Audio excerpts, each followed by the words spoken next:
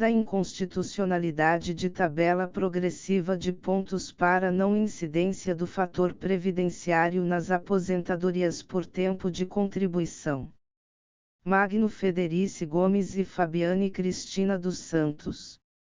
Resumo: nos últimos anos, diversas alterações têm sido promovidas no âmbito da legislação previdenciária ao argumento de alcançar-se a sustentabilidade econômica da previdência social.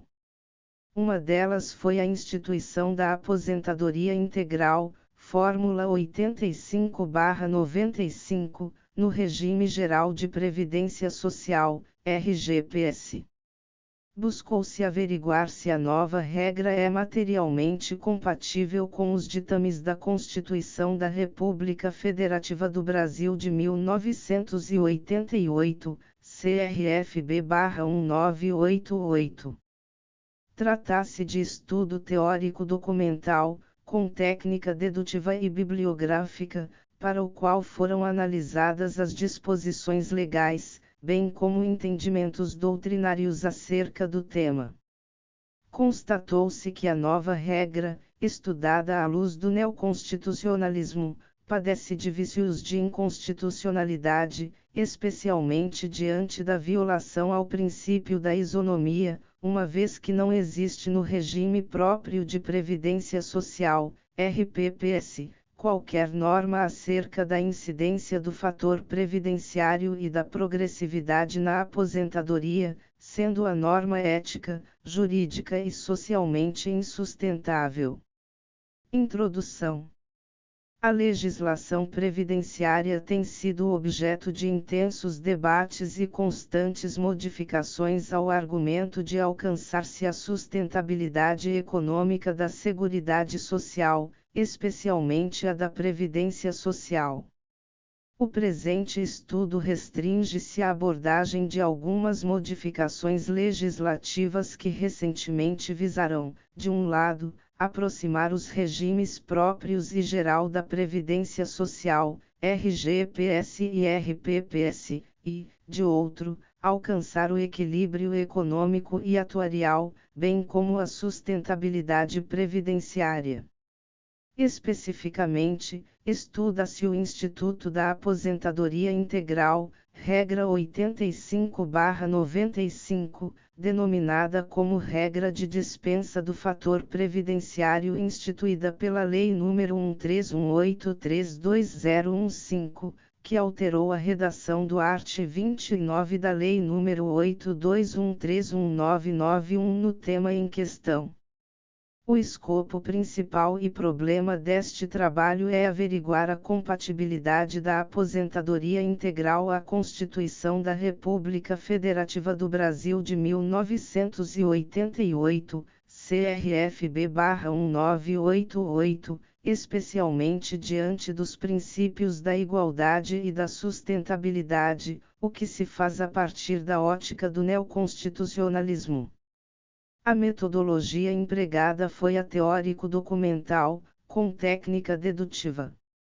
Para a elaboração do estudo adotou-se como instrumentos e procedimentos a pesquisa bibliográfica, tendo como marco teórico a obra de Castro e Lazari, 2016. No primeiro capítulo, cuidar-se-á da constitucionalização do direito previdenciário e traz os princípios essenciais ao esclarecimento do tema em estudo. No segundo capítulo, far-se-á uma breve análise das repercussões da criação do fator previdenciário.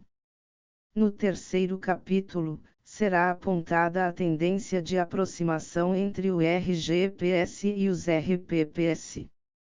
Por fim, e sem a intenção de exaurir a pesquisa sobre o tema, passa-se a análise da regra da aposentadoria integral e se tal fórmula concretiza os objetivos da CRFB/1988 e os direitos fundamentais dos segurados.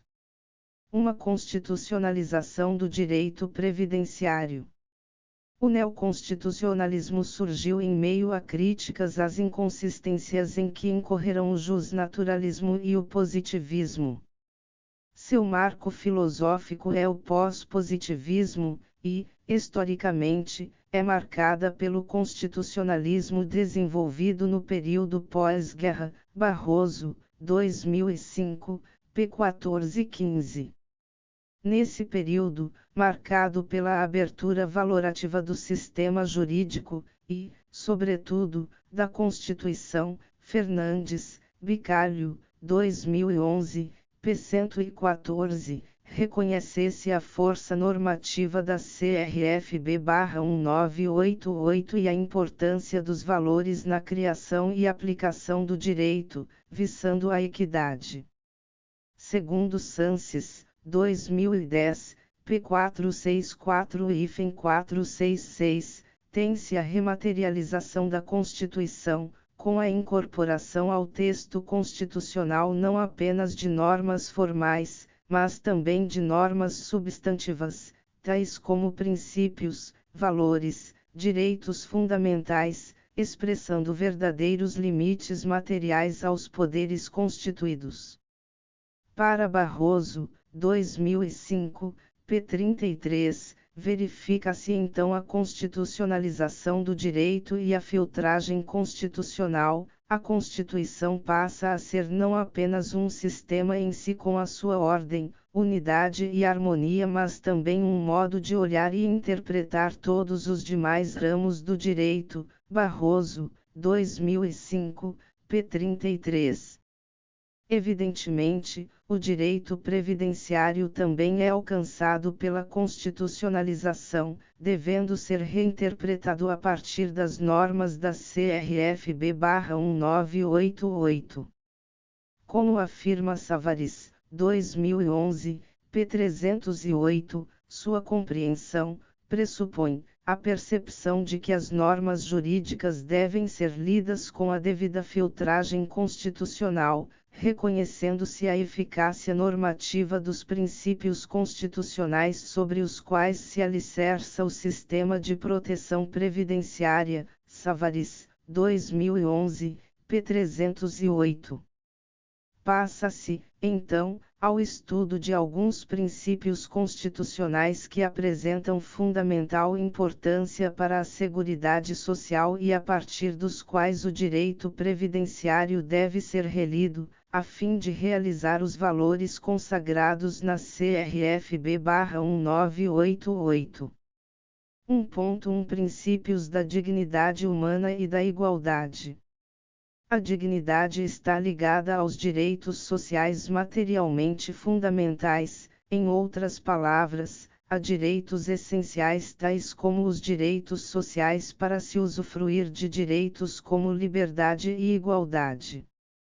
Segundo Barroso, 2012, p. 48 e 56, a dignidade humana é um princípio jurídico, cujo conteúdo mínimo engloba o valor intrínseco, que confere ao ser humano uma condição especial e singular, implicando a inviolabilidade da dignidade e de direitos fundamentais.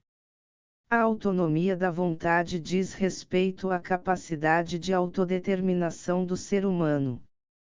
Quanto ao valor comunitário, destina-se a limitar escolhas individuais e à promoção de objetivos sociais. Segundo Rocha, 2001, p. 55, a constitucionalização do princípio da dignidade impacta a construção jurídica, e é havido como superprincípio constitucional, aquele no qual se fundam todas as escolhas políticas. Rocha, 2011, p. 55, vinculando a atuação estatal, que somente será legítima se respeitados seus preceitos. Quanto ao princípio da igualdade, objetivo fundamental do país, está previsto no caput do art. 5º da CRFB/1988.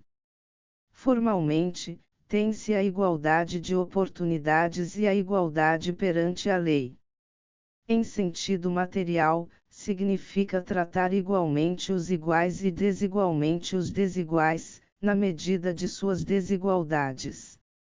A igualdade material importa a vedação de diferenciações arbitrárias, e, por outro lado, impõe a busca pela igualdade substancial, por meio de discriminação positiva, Lenza, 2011, p. 875-876, Carvalho, 2011, p. 695. O princípio da igualdade vincula o particular, o legislador e os gestores executivos, bem como o intérprete. Significa dizer que são vedadas atitudes discriminatórias ou racistas, sendo que seus comandos devem ser observados quando da edição de atos normativos, legislativos ou administrativos, e da aplicação da lei ao caso concreto, buscando garantir tratamento igualitário entre pessoas que se encontram em situações similares.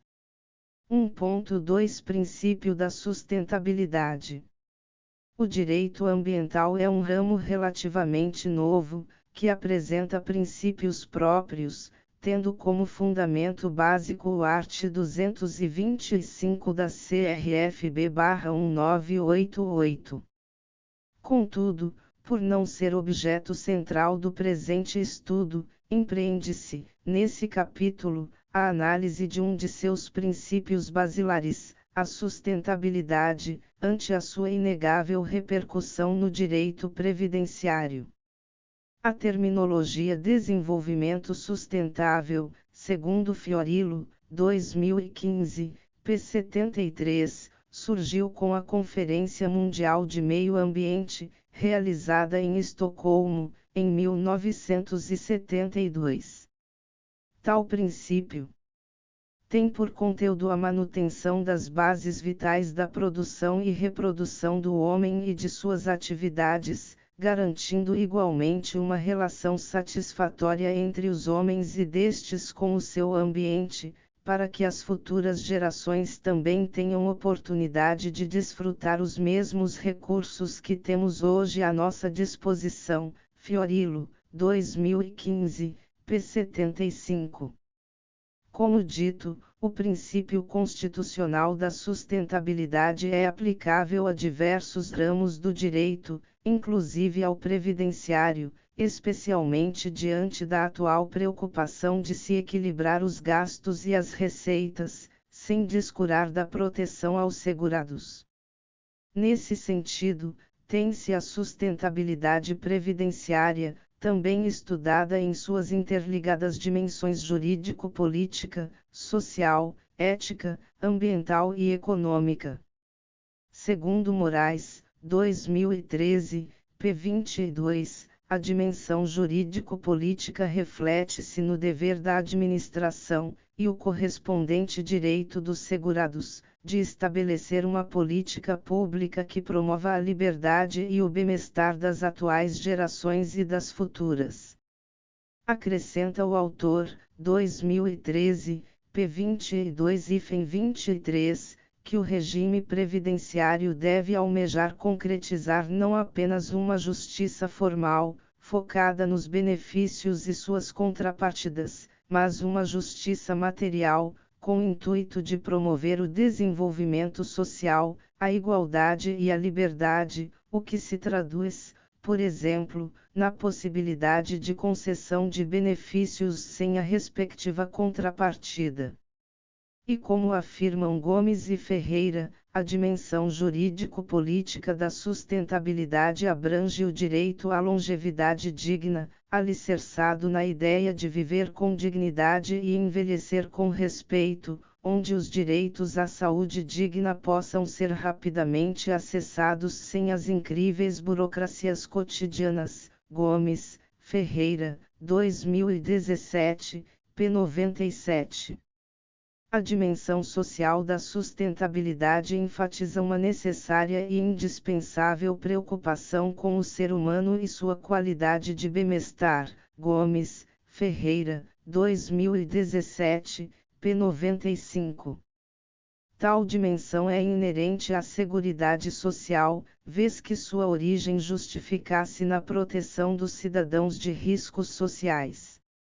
Moraes, 2013, p. 13 e 14, aponta como principais dificuldades para se alcançar a sustentabilidade o elevado número de cidadãos não acobertados por quaisquer regimes de previdência, ante o exercício de atividades informais, vez que encontram-se à margem da proteção social e deixam de verter contribuições para o sistema.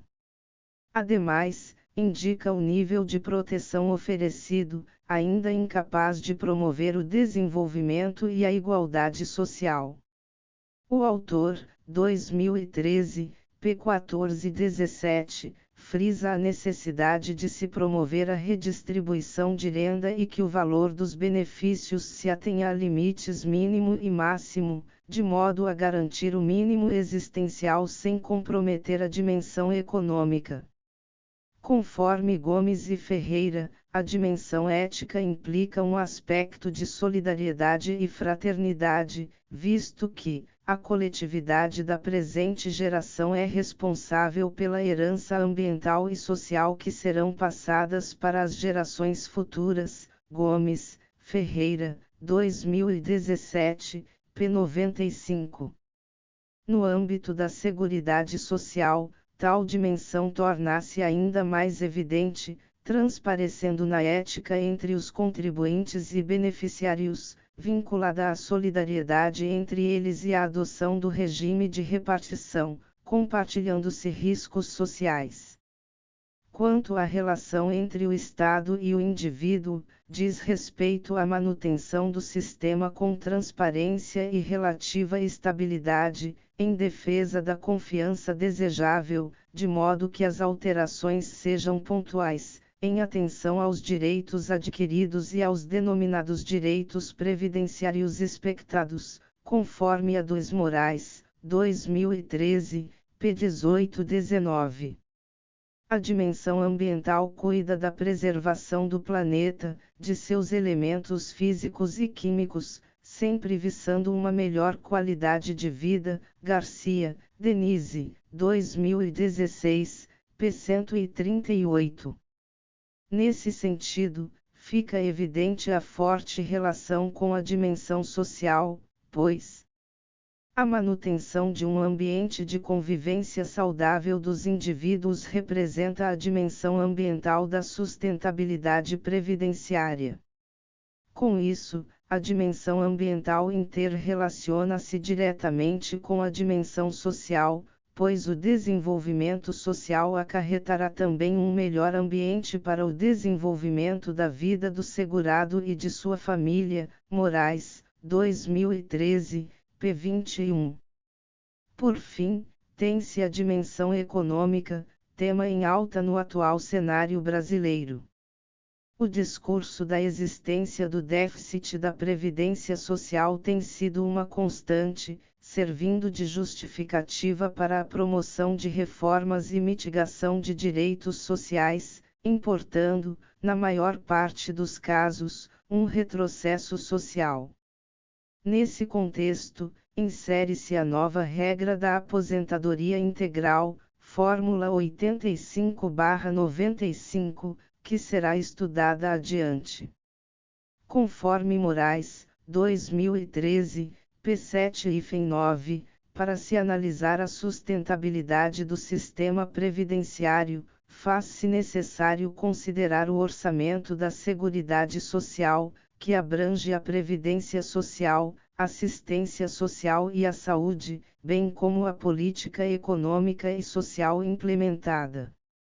Especial importância têm os princípios do equilíbrio financeiro atuarial e a regra da contrapartida, precedência do custeio, para nortear a dimensão econômica da Seguridade Social.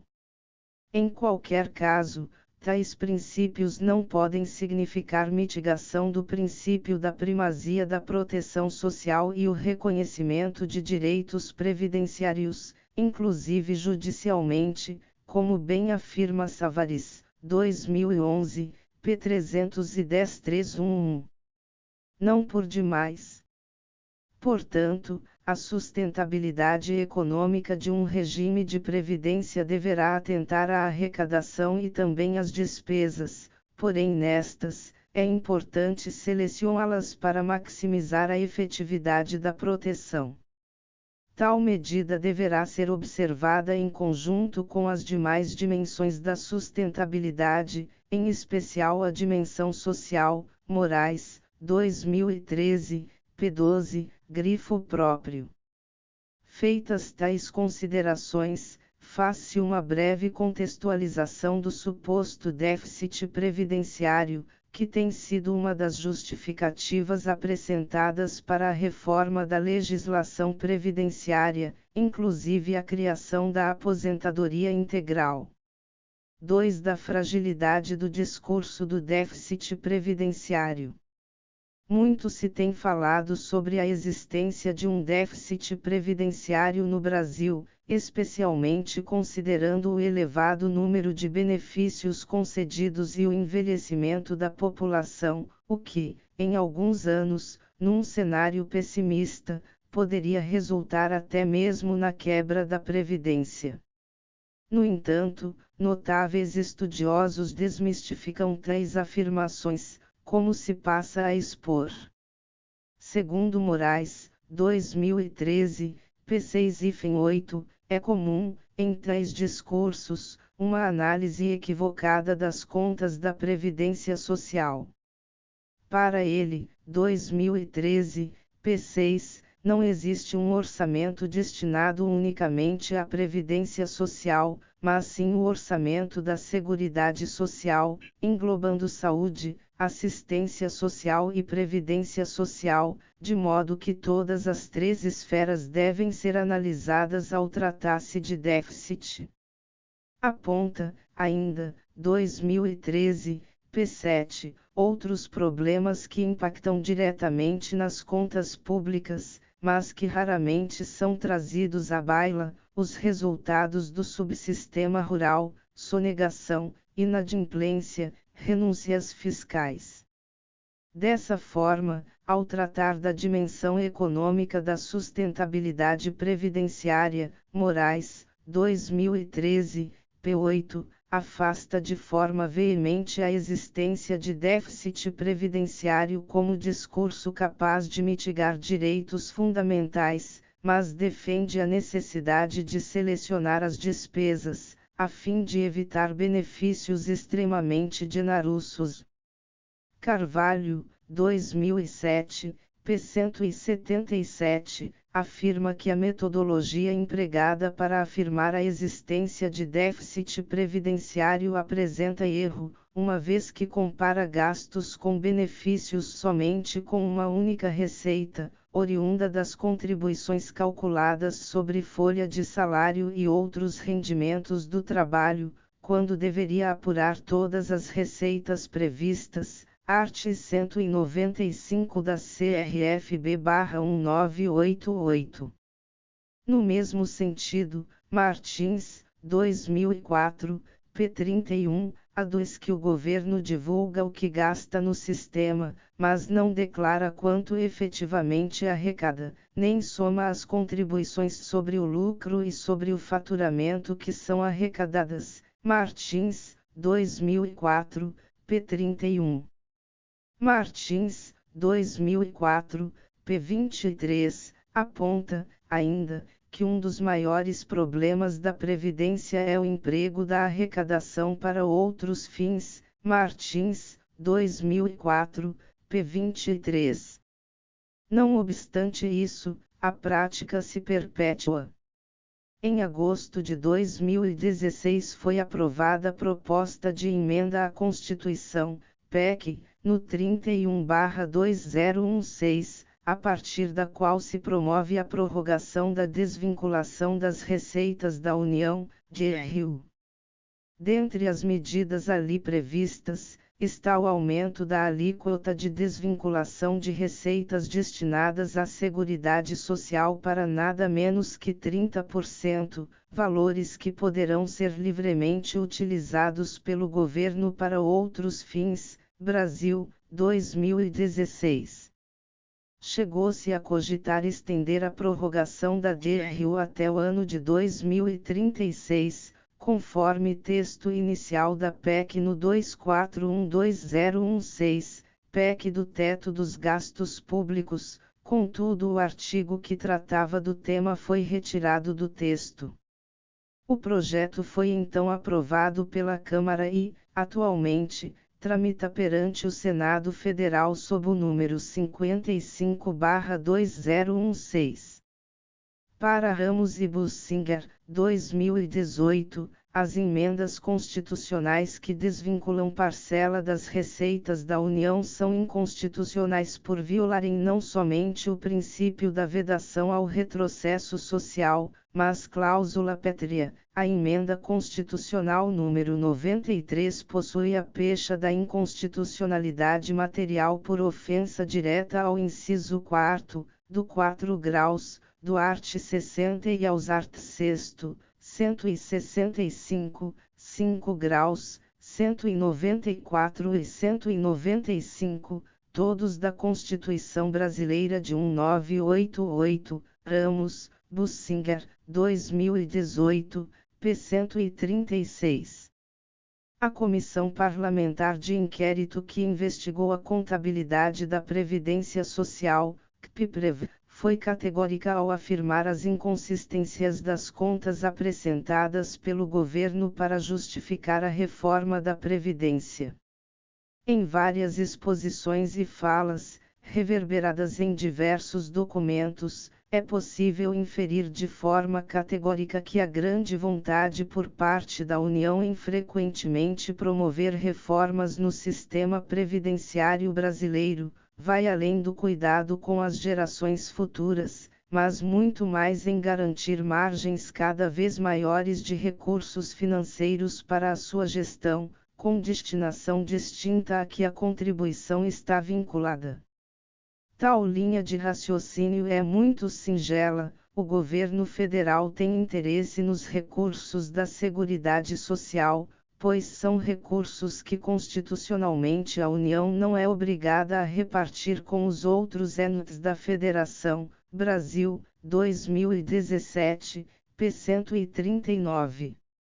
O relatório final da CPPREV desqualifica o discurso do déficit como justificativa para reformas previdenciárias e aponta uma série de fatores que devem ser considerados, mencionando-se aqui apenas alguns deles: a existência de interesse do governo nos recursos da Seguridade Social, a falta de empenho do governo para combater a informalidade, os prejuízos gerados pela GRU, estimativas tecnicamente imperfeitas e projeções governamentais baseadas em um envelhecimento exagerado da população.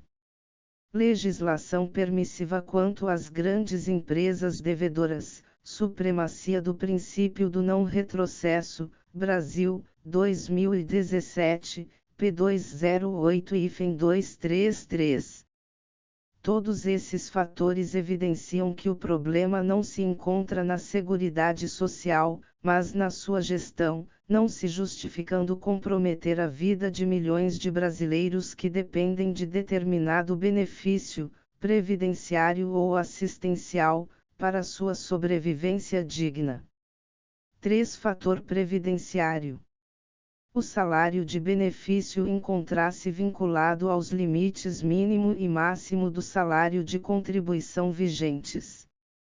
Como regra geral, seu cálculo, para fins de apuração da renda mensal inicial de um benefício previdenciário, no âmbito do RGPS, considerará todo o período de contribuições do segurado, art. 29 da Lei nº 82131991, com redação dada pela Lei nº 987619999, a partir de julho de 1994, que serão corrigidos monetariamente no momento da concessão do benefício.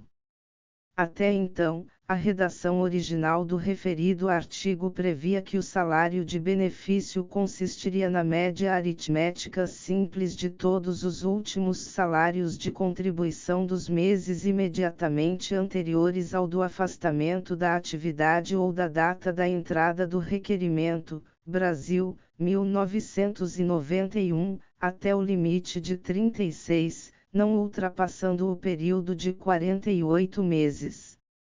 A consideração de todo o período contributivo foi uma opção do governo para inviabilizar a tentativa pelo segurado, ao antever a concessão de um benefício, de subitamente elevar o valor das contribuições a fim de melhorar a renda mensal. A redação dada pela Lei nº 987619999 e a Lei nº 82131991 incluiu, ainda, um novo critério para a apuração do salário de benefício para a aposentadoria por tempo de contribuição e por idade, opcional para essa última o fator previdenciário. A inclusão do fator previdenciário teve por objetivo estimular os segurados a se aposentarem mais tarde, certamente tendo como pano de fundo a sustentabilidade econômica da Previdência Social. Contudo, o próprio Ministério da Previdência reconheceu que tal objetivo não foi cumprido, pois os segurados, ao cumprir o tempo de contribuição, optavam por se aposentar, ainda que incidente o redutor, como explicam Castro e Lazari, 2016, p. 568 e 569. Economicamente, a mudança também não foi eficiente, como salienta Silva, 2010. É certo que apesar das reduções de gastos diminutas nos primeiros anos, os gastos no médio e longo prazo após a aprovação da emenda são maiores do que se nada fosse feito. Todavia, vale destacar de novo, o efeito perverso do fator que os ganhos com a eliminação da aposentadoria proporcional e a postergação da aposentadoria, então com salário integral, são neutralizados por um acréscimo ao valor médio dos benefícios de 42,86%, Silva, 2010, p. 207, grifo próprio.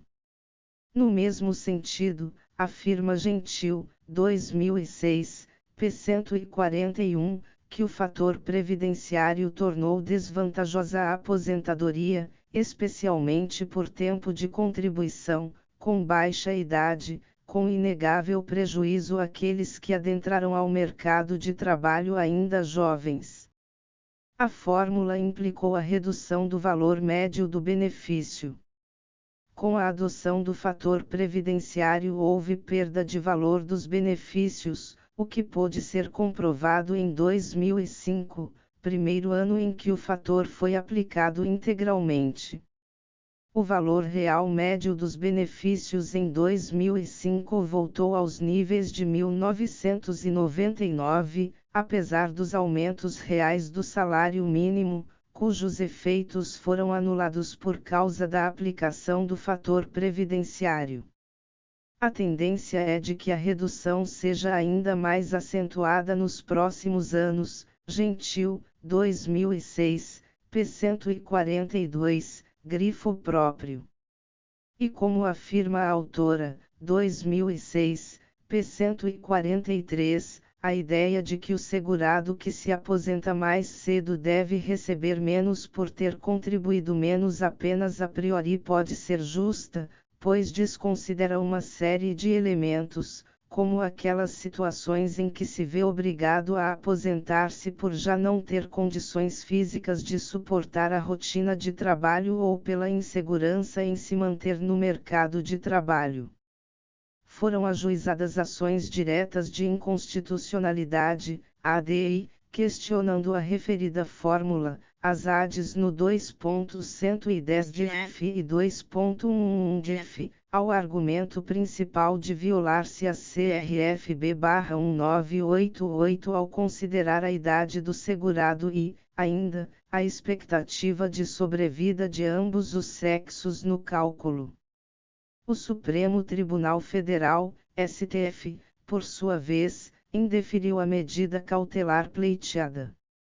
Um dos argumentos que embasou a decisão foi a alteração promovida pela SC número 20/1998, a partir da qual a CRFB-1988 deixou de tratar do cálculo do montante do benefício da aposentadoria, sendo incabível falar que o novo critério adotado pela Lei nº 987619999 tenha implicado violação constitucional.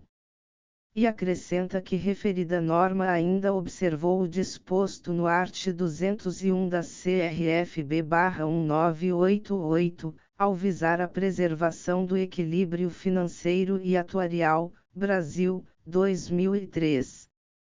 Os processos tramitam perante o STF, ainda sem decisão definitiva. Não obstante a decisão proferida pelo STF, o que se verifica é que a implementação do redutor, de um ponto de vista macro, não alcançou os resultados esperados, sendo pouco eficiente quanto aos números da Previdência Social, porém, individualmente, tem provocado substancial prejuízo na vida dos segurados. 4. Tendência de aproximação entre o regime geral e regimes próprios de previdência social. A CRFB-1988 traz, em seu artigo 40, as regras básicas do RPPS. Referido regime também passou por significativas alterações, muitas delas tendentes a aproximá-lo ao RGPS. Destacam-se as SN 20/1988 e SN 41/2003. Sem adentrar as minúcias da organização e gestão do RPPS e das regras de transição elaboradas, apresenta-se as principais medidas que tornaram o RPPS e o RGPS cada vez mais similares. A partir da SN 20/1998, o RPPS tornou-se contributivo, não sendo mais possível aposentar-se pelo tempo de serviço, reflexo da exigência do equilíbrio financeiro e atuarial dos regimes previdenciários. Os ocupantes de cargos comissionados passaram a ser amparados pelo RGPS. Quanto às aposentadorias, além do tempo de contribuição, passou-se a exigir como requisito cumulativo a idade mínima, além de tempo de efetivo exercício no serviço público, e no cargo efetivo. A acumulação de aposentadorias foi restringida a algumas hipóteses, sendo o somatório vinculado ao teto da remuneração dos ministros do STF, Castro, Lazari, 2016, p. de 1045 a 1047. Em 2003, inicialmente, a ideia central era implementar um regime único para os setores privados e públicos. Contudo, a proposta não obteve aceitação, segundo Silva, 2010, p. 212. Tem-se como principais alterações promovidas pela SN 41/2003. 1. Extinção da paridade entre ativos e inativos, para as novas aposentadorias, regra permanente. 2. Novas regras de cálculo dos proventos para as novas aposentadorias, levando em consideração a média das remunerações do RGPS e RPPS. 3. Extinção da aposentadoria proporcional. 4. Criação do redutor na pensão. 5. Contribuição dos aposentados e pensionistas no percentual de 11% sobre o que exceder o valor do RGPS, como consequência do caráter contributivo e solidário do regime. 6. Extinção da paridade na aposentadoria por invalidez, que passa a ser calculada pela média. 7. Aumento do requisito de tempo de serviço público como condição para a paridade e integralidade na regra de transição. 8. Idade mínima para aposentadorias, de 53 anos para o homem e 48 anos para a mulher, porém com redutor para cada ano que faltar para, respectivamente, 60, 60 e 55, 55 anos, para a aposentadoria sem paridade. 9. Obrigatoriedade da cobrança de contribuição previdenciária dos servidores estaduais e municipais, não podendo ser menor que 11%, 11%. 10. Abono de permanência para quem cumprir os requisitos para a aposentadoria e permanecer em atividade. 11. Teto e subteto na administração pública. 12. Previsão de criação das previdências para aposentadorias acima do teto do RGPS, gerido por entidades fechadas de previdência complementar, de natureza pública e com benefícios somente na modalidade de contribuição definida, Associação Nacional dos Auditores Fiscais da Receita Federal do Brasil, 2016, P12, grifos próprios.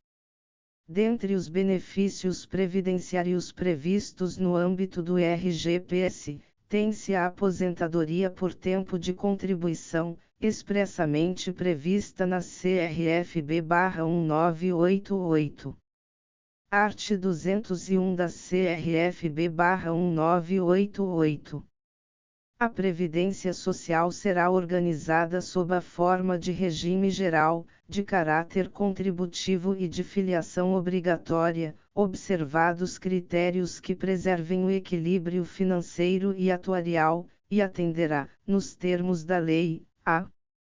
7. É assegurada a aposentadoria no regime geral de previdência social, nos termos da lei, obedecidas as seguintes condições.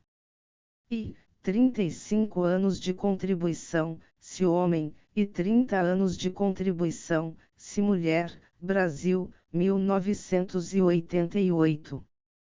Como bem explicam Castro e Lazari, 2016, p. 722, com a S no 20/1998 foi extinta a aposentadoria por tempo de serviço e criou-se nova modalidade de aposentadoria que tem como requisito o tempo de contribuição, independentemente da idade do segurado.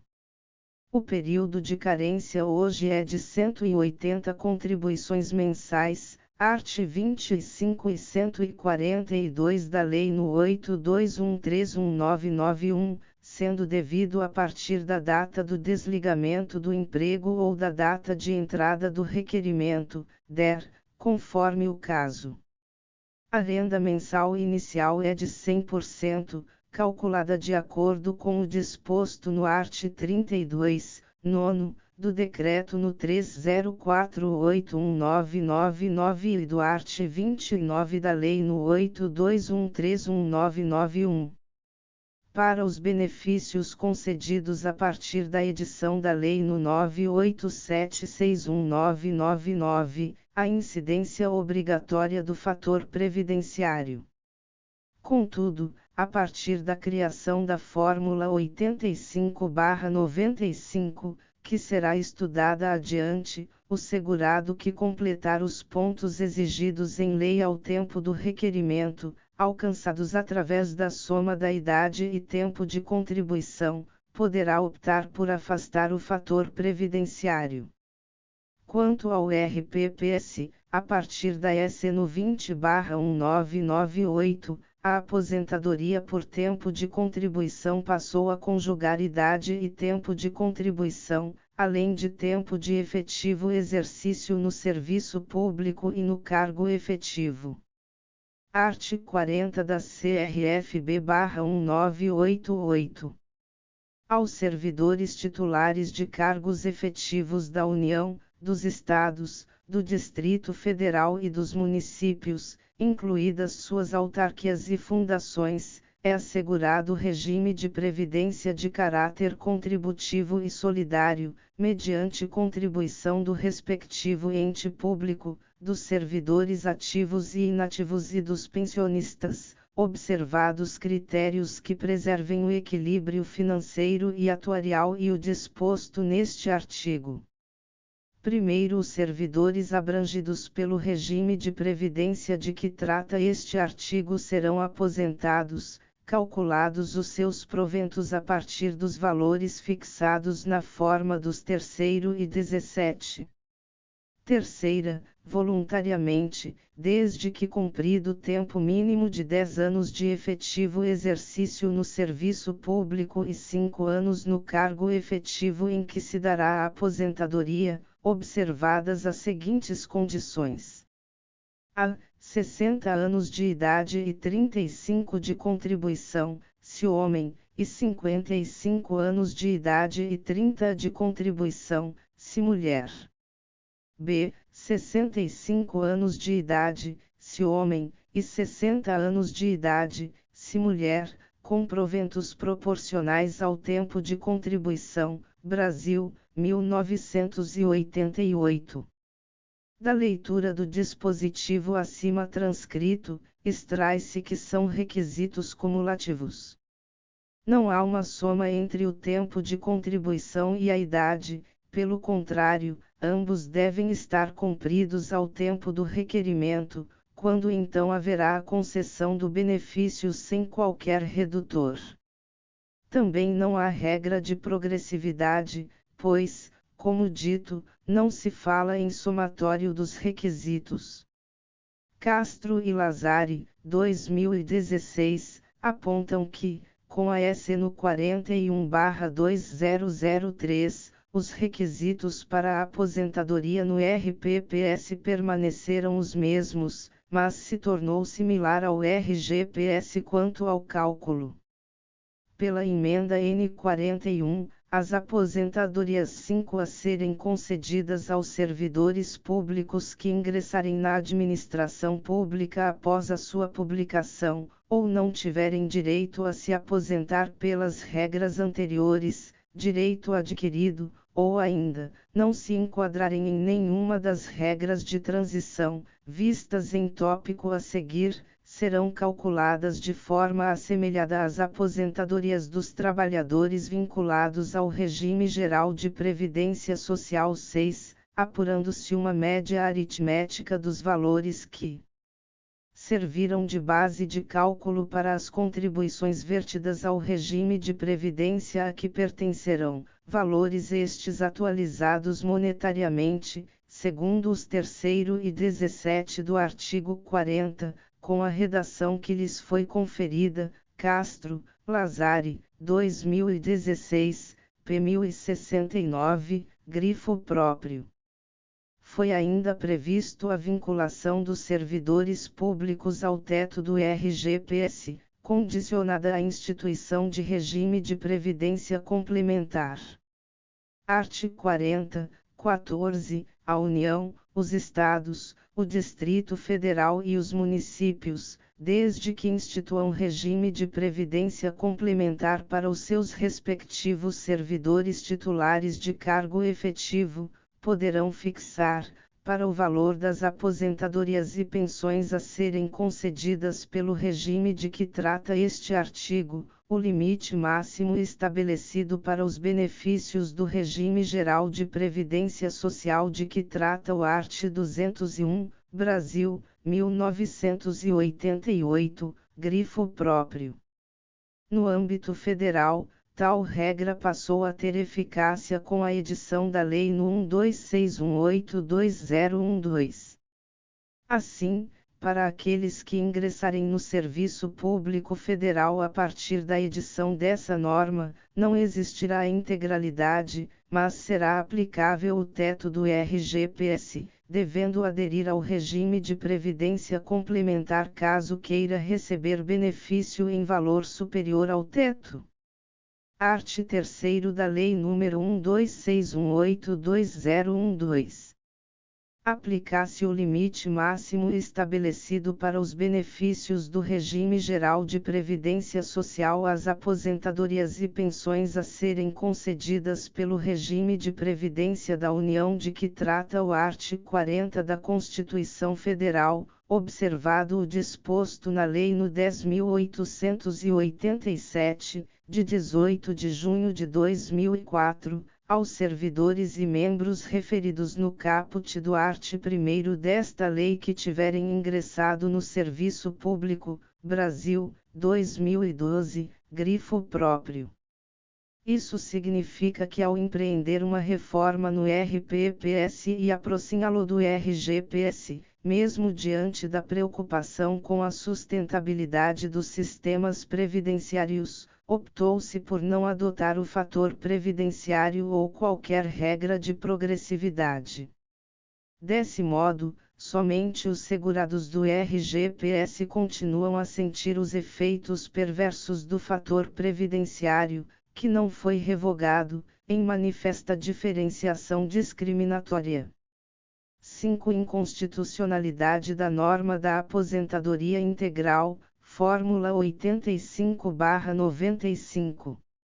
Uma vez explicitada a tendência de aproximação entre o RPPS e o RGPS e já esclarecidos alguns dos princípios norteadores da interpretação do direito previdenciário, torna-se viável analisar a constitucionalidade da regra da aposentadoria integral, Fórmula 85/95, válida hoje para o RGPS.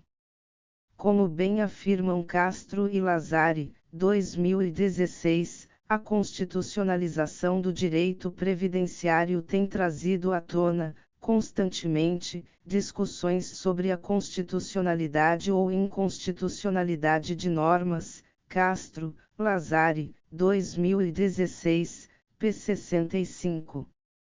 A Fórmula 85/95 foi criada pela medida provisória no 6762015, posteriormente convertida na Lei nº 1318/2015, com o objetivo de ser uma alternativa ao fator previdenciário, alvo de inúmeras críticas, como visto anteriormente. A nova fórmula não revoga, contudo, a norma que trata do redutor. Assim, se um homem tiver 35 anos de contribuição, mas não alcançar os pontos exigidos ao tempo do requerimento do benefício, ainda poderá se aposentar, submetendo-se ao fator previdenciário. A nova regra está prevista no art. 29c da Lei nº 82131991. Art. 29c da Lei nº 82131991. O segurado que preencher o requisito para a aposentadoria por tempo de contribuição poderá optar pela não incidência do fator previdenciário no cálculo de sua aposentadoria, quando o total resultante da soma de sua idade e de seu tempo de contribuição, incluídas as frações, na data de requerimento da aposentadoria, for igual ou superior a 95 pontos, se homem, observando o tempo mínimo de contribuição de 35 anos, ou segunda, igual ou superior a 85 pontos, se mulher, observado o tempo mínimo de contribuição de 30 anos. Primeiro, para os fins do disposto no caput, serão somadas as frações em meses completos de tempo de contribuição e idade. Segundo, as sumas de idade e de tempo de contribuição previstas no caput serão majoradas em um ponto em 31 de dezembro de 2018. Segunda, 31 de dezembro de 2020. Terceira, 31 de dezembro de 2022.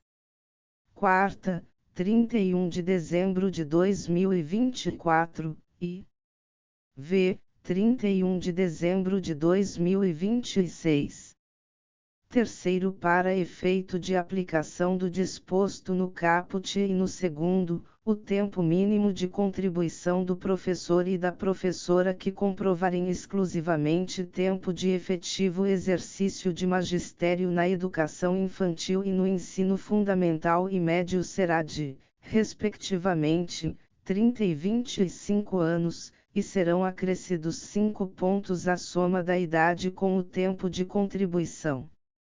Quarto, ao segurado que alcançar o requisito necessário ao exercício da opção de que trata o caput e deixar de requerer aposentadoria, será assegurado o direito à opção com a aplicação da pontuação exigida na data do cumprimento do requisito nos termos deste artigo. Brasil, 1991, grifo próprio.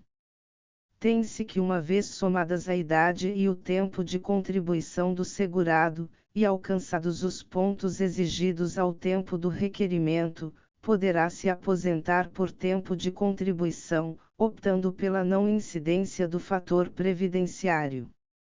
Como bem explicam Castro e Lazari, 2016, p. 574. A Fórmula 95/85 permite a opção de não incidência do fator previdenciário no cálculo da aposentadoria por tempo de contribuição, quando o total resultante da soma da idade e do tempo de contribuição do segurado na data de requerimento da aposentadoria, incluídas as frações, for de, no mínimo, 95 e 85 pontos, respectivamente, para o homem e a mulher. Castro, Lazari, 2016, p. 574, grifo próprio. Como se pode ver, a regra não é estática, pois a cada 2 anos a soma da idade e do tempo de contribuição serão majoradas em 1 ponto, chegando à Fórmula 90/100, a partir de 1 de janeiro de 2027, que será a pontuação definitiva.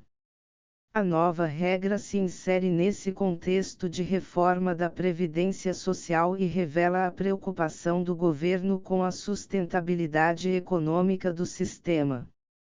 Assim, para o governo, essa é uma exigência para assegurar a sustentabilidade financeiro-orçamentária futura da Previdência Social.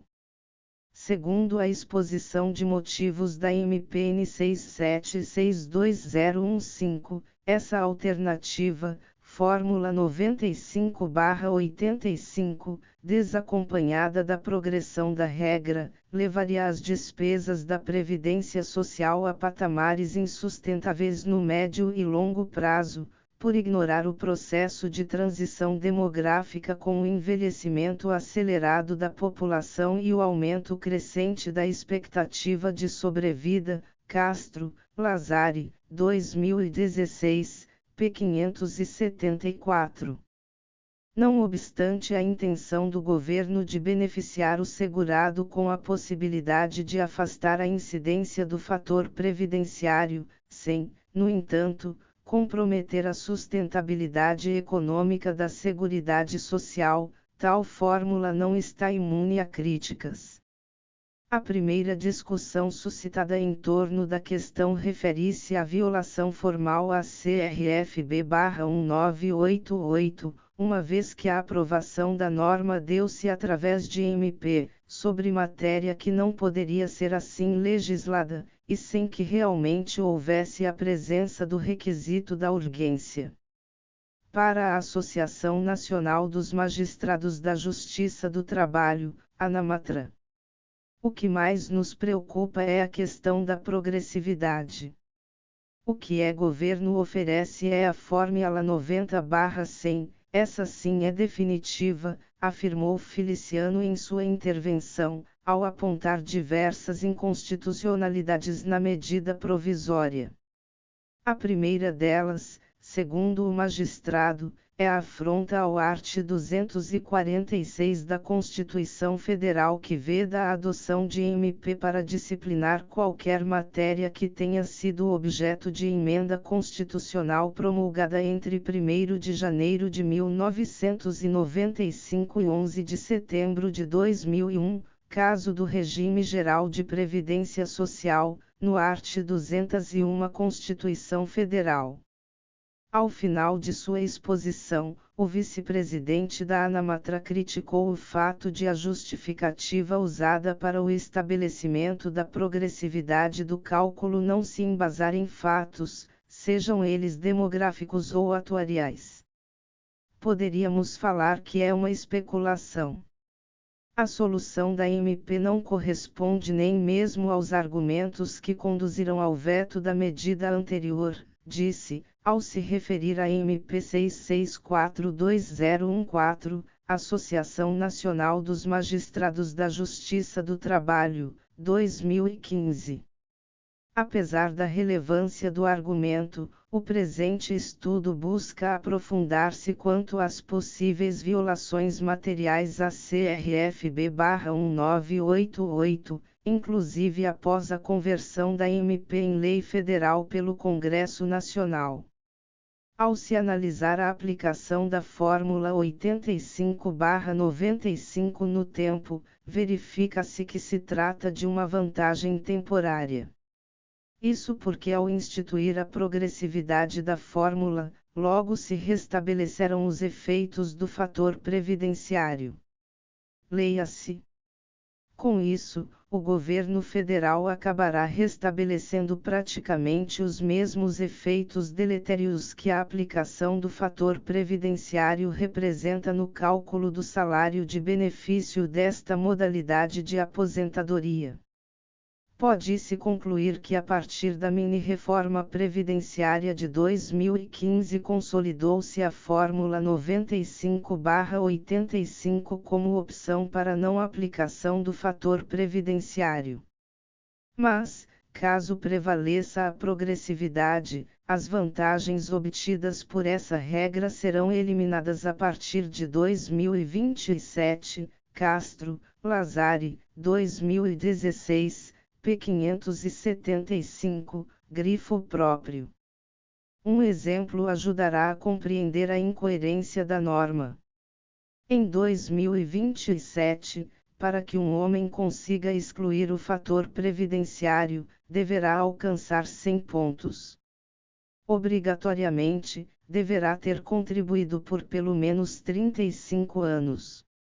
Dessa forma, para obter o somatório, deverá contar com 65 anos de idade.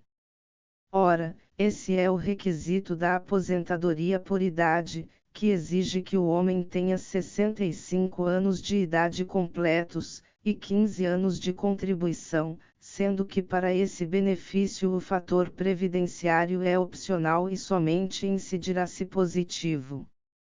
Aposentar-se antes desse período implicará exatamente a incidência do fator previdenciário.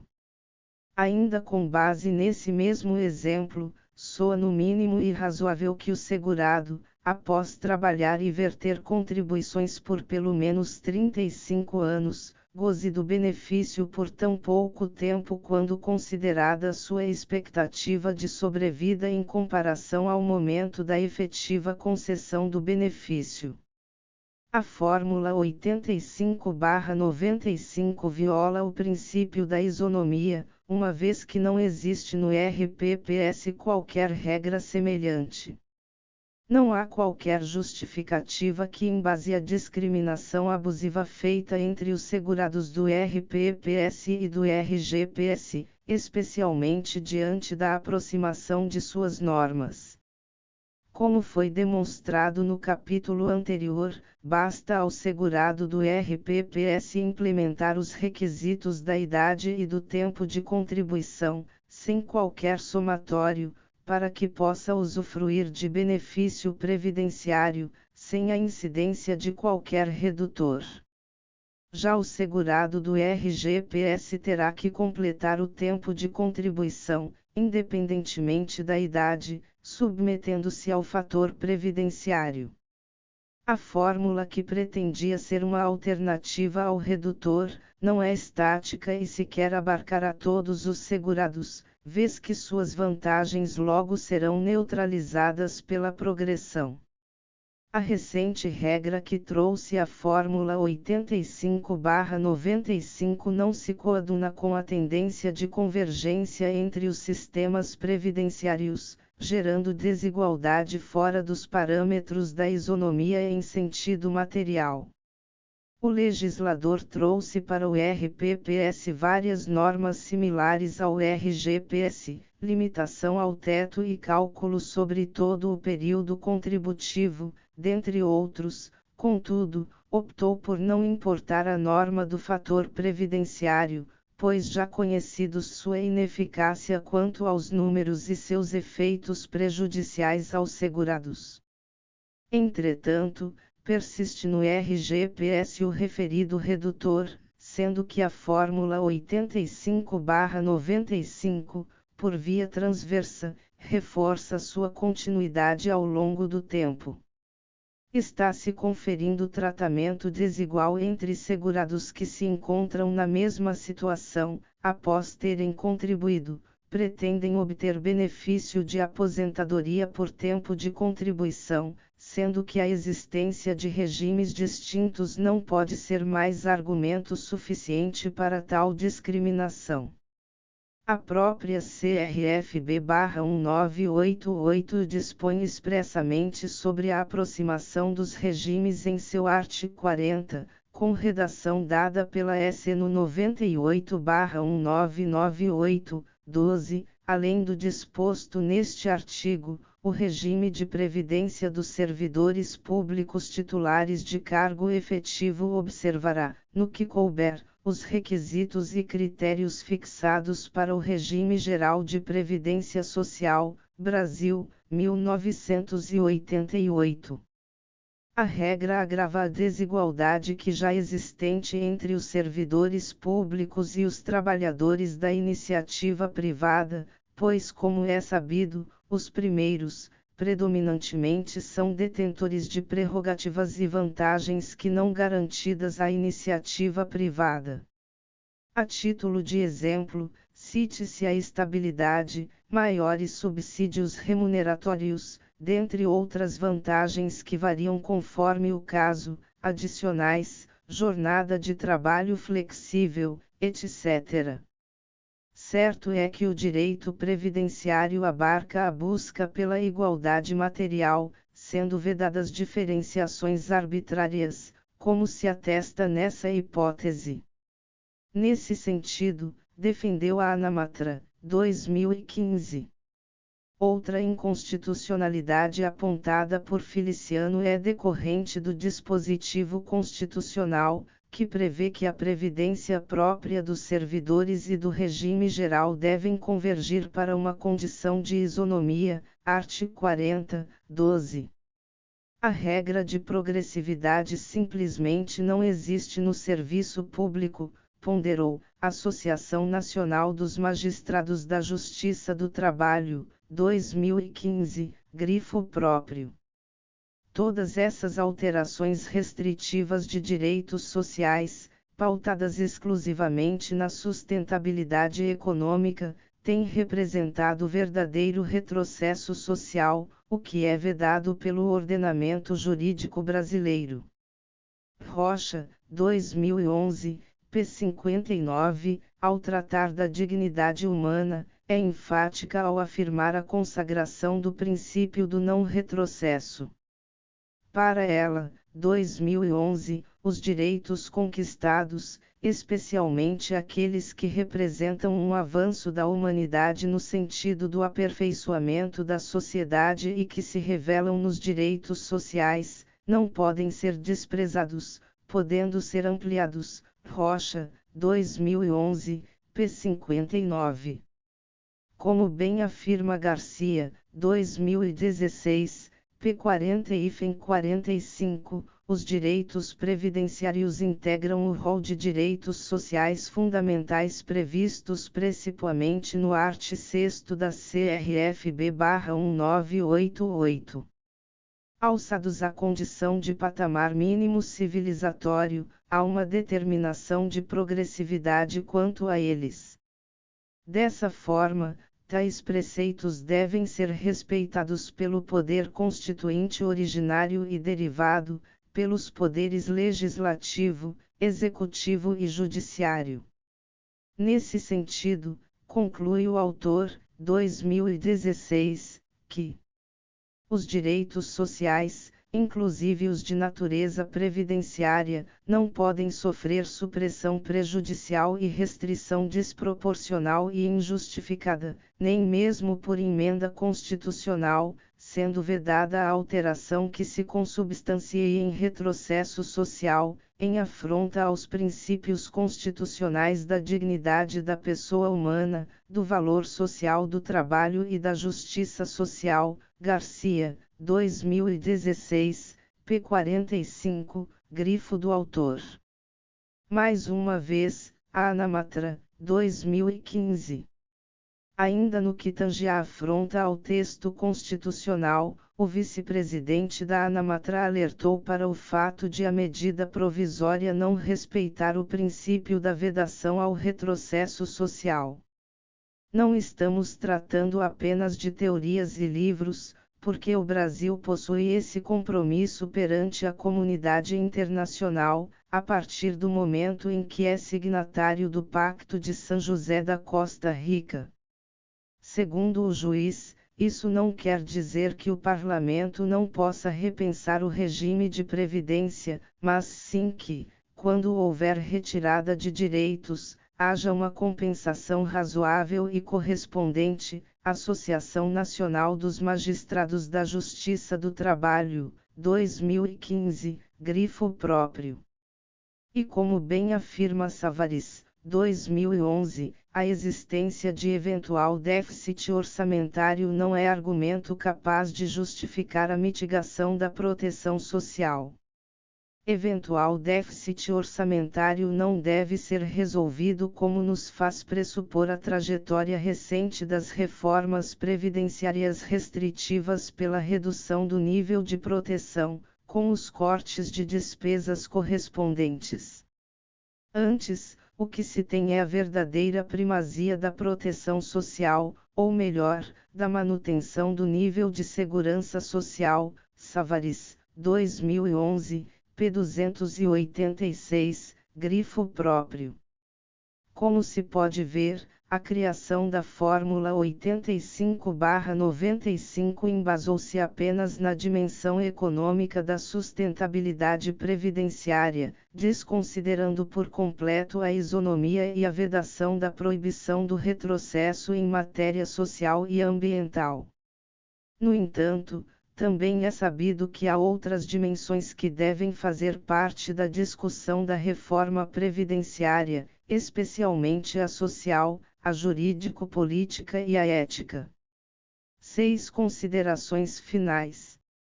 Ao longo desse estudo, restou demonstrado que a Fórmula 85/95 viola formal e materialmente a CRFB/1988, e traz uma mudança pouco eficaz, vez que somente produzirá vantagem aos segurados até 2027, quando valerá a Fórmula 90/100.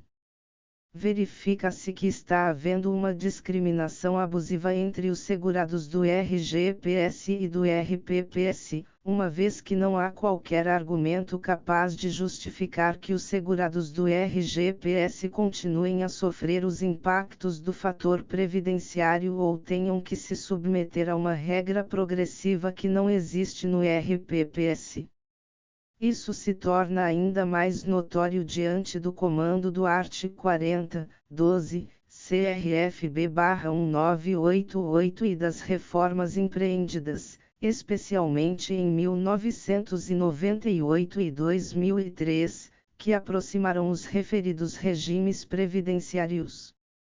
Não é razoável que o segurado, após contribuir por anos, seja considerado um peso para o sistema.